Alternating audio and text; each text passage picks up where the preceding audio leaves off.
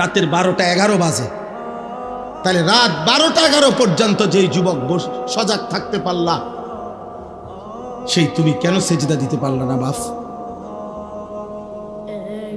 বলো না আব্বা, কেমনে ঘুমাইবা এখন? সারাদিন মোবাইলে হয়তো নারী দেখছো, ছবি দেখছো, অশ্লীল দৃশ্য দেখছো।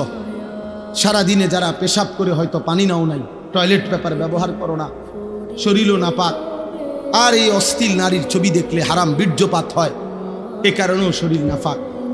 এক ওয়াক্ত নামাজও পড়ো নাই, এই অবস্থায় যে ঘুমাইলা, নাপাক দেহ, নাপাক শরীর, দিলটাও নাপাক, এই নাফরমান, এই ঘুম যদি আর না ভাঙে, এই রাত যদি আর ভোর না হয়, হ্যাঁ হবে বা? রাসূলুল্লাহ সাল্লাল্লাহু আলাইহি ওয়াসাল্লাম বলেছেন, লা ইয়াজনি জানি হিনা ইয়াজনি ওয়া হুয়া মুমিন। কোন ব্যভিচারী যখন জিনা করে সে মুমিন থাকে না।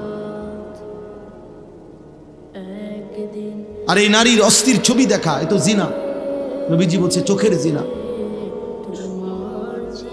নিজের হাতকে নিজের লজ্জাস্থানে নাপাক ব্যবহার করা, এ তো জিনা। নাকিহুল ইয়াদে মালউন। নবী সাল্লাল্লাহু আলাইহি সাল্লাম বলছেন, আমি স্পষ্ট বললাম তোমাদেরকে। নবীজি বলছে নিজের হাত যে নিজের লজ্জাস্থানে নাপাক ব্যবহার করে, হারাম বীর্যপাত করে, আল্লাহ রাসূল বলছে সে মালউন, অভিশপ্ত। মালউন, অভিশপ্ত। এমন অভিশপ্ত জিন্দেগি নিয়ে যুবক যদি ঘুম না ভাঙে, যদি রাত ভোর না হয়, তো কি হবে তোমার আখিরাত, কি হবে তোমার কবর? কে তোমার সান্ত্বনা দিল যে তুমি আরো 30 বছর বাঁচবা? অমিনকুম মান ইয়াতাওয়াফা মিন ক্বাবলু। আল্লাহ বলেন, আমি কিন্তু বান্দা সকলকে বৃদ্ধ বয়স পর্যন্ত পৌঁছাই না। আমার এই মুরব্বী হুজুর তো তিনি বৃদ্ধ হইছে বলে আমরা সবাই বুড়ো হব না? আল্লাহ বলে, না বান্দা, আমি অনেককেই তার আগেই মৃত্যু দিয়ে ফেলি। দেয় মৃত্যু, কথা বলে না। 3 বছর শেষ, আমার আর অল্প একটু। 3 দিনের বাচ্চা কবরে যায়, 3 বছরের বাচ্চা কবরে আছে, 3 মাসের বাচ্চা কবরে আছে।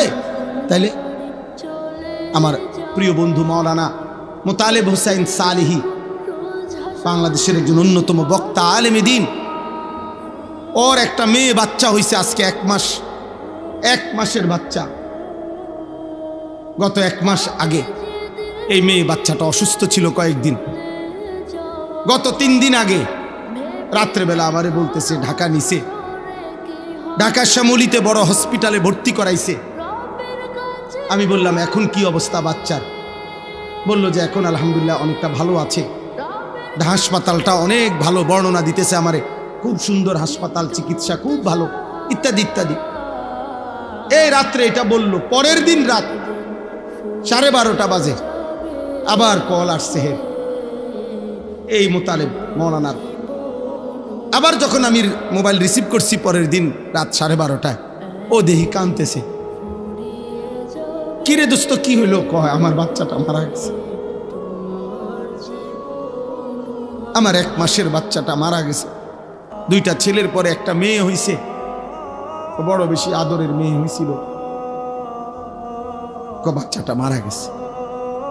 আমি অবাক হয়ে গেছি। অনেকক্ষণ সান্ত্বনা দিয়ে যখন বললাম, হৃদয় বিদারক কথা যেটা, যে আমি যখন তাকে বললাম যে এখন তুই কই, বাচ্চাটা কোথায়, এখন কই তোর? ও তখন বলতেছে যে আমি ঢাকা থেকে রওনা দিছি, আমার মৃত বাচ্চা আমার কোলে, আমি বাচ্চাটারে কোলে নিয়ে আসি, আমার বাচ্চা আমার দিকে তাকায় আছে। আচ্ছা ভাবেন তো, 1 মাসের এই বাচ্চা কোলে যেই বাবা সেই ঢাকা থেকে লাকসাম পর্যন্ত আসছে, তেমন মৃত বাচ্চা 1 মাসের কোলে নিয়ে এই বাবার কলিজায় তখন কেমন অবস্থা হয়েছে? ওই গর্ভধারিণী মায়ের হৃদয়ের অবস্থা তখন কি হয়েছে?